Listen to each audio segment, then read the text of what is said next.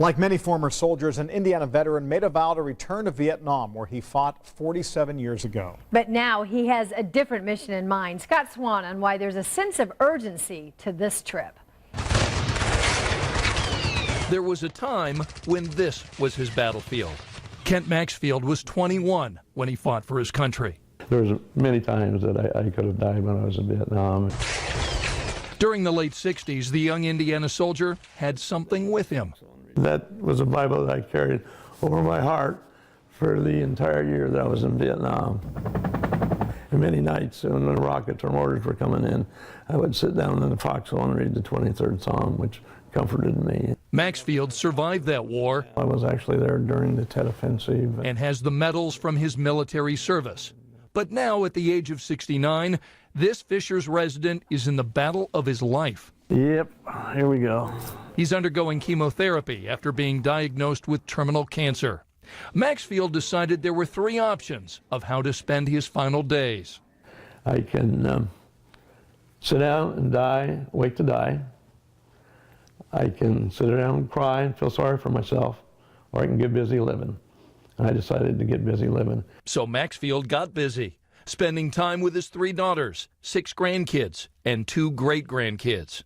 And he thought about all the things he wanted to do with the time he had left.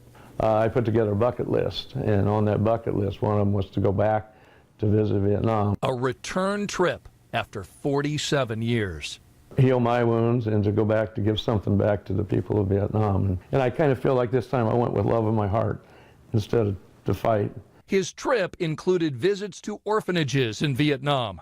He gave away $5,000 in scholarships that was raised in Indiana so Vietnamese kids can attend schools.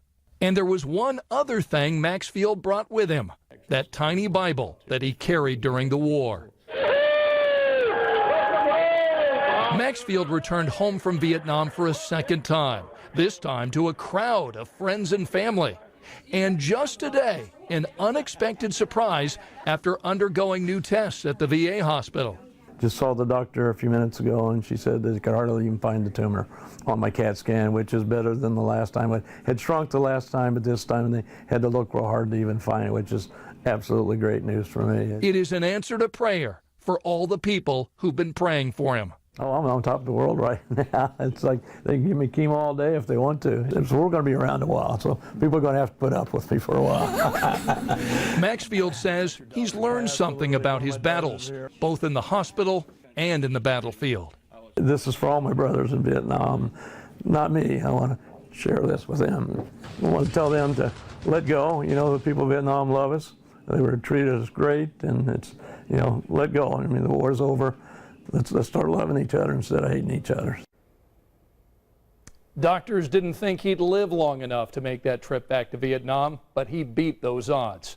Next on his bucket list, attending his granddaughter's wedding next month.